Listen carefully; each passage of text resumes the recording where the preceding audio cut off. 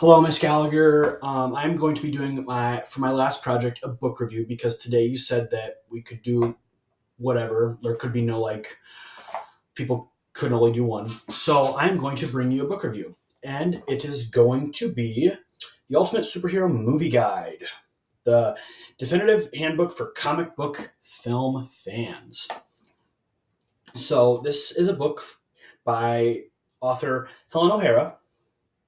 I started reading Stephen King's The Dark Tower and realized that I really like the book, but I don't have enough time to finish it. So I was like, oh, I'm going to read this. This is a really good book. I think Helen O'Hara.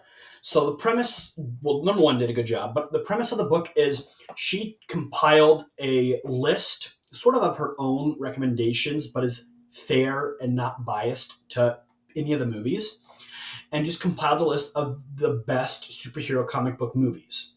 She also put in superhero movies made for film, like The Incredibles and other movies. And I like it because it's her list. It's not like some Rotten Tomatoes list or anything.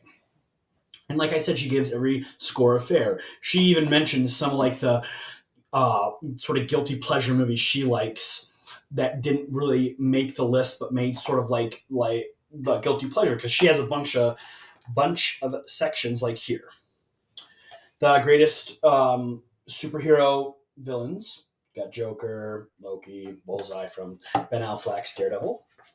Then you also have sorry, I'm trying to find some.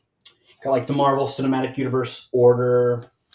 You just got oh, one minute. Lists on lists. Here we go. Superhero duds. Got Dread with Stallone, Catwoman, Elektra. But I really like this book. I'm a I could she really describes them well, and describes every movie well. There is a lot of movies, in my opinion, that I could butt heads with her and get into some arguments with people. How she described Christopher Nolan's Dark Knight series. But I saw a lot of my own favorite films on in this book, like Blade. Oh, the 1990s Blade with Wesley Snipes, one of my favorite movies and comic book movies. But there were also some like the Suicide Squad that really wasn't highly rated. I think it's a good guilty pleasure movie. And she also really didn't like Christopher Nolan's Batman, which I thought was pretty good.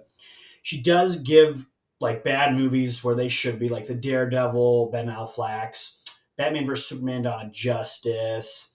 You have a bunch of movies that she put in Dread. Sorry, Stallone's Dread, not the best. The newer one, 2012 with Carl Urban, is better. But I think she was really fair, and I like her writing style. It's almost like puts her life and experiences and the things that were happening in the sort of world around the same time as the movie released, and how some of the movies tied that in during the filming, or when it was going, like what was happening during the filming of the movies.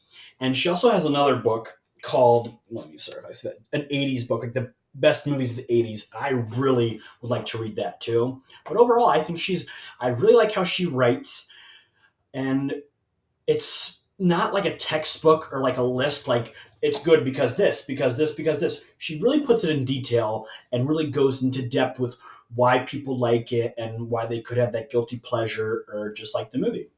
So yeah, I rate this book 10 out of 10. I recommend that you should read it, Miss Gallagher. I really think that you would like it. Thank you.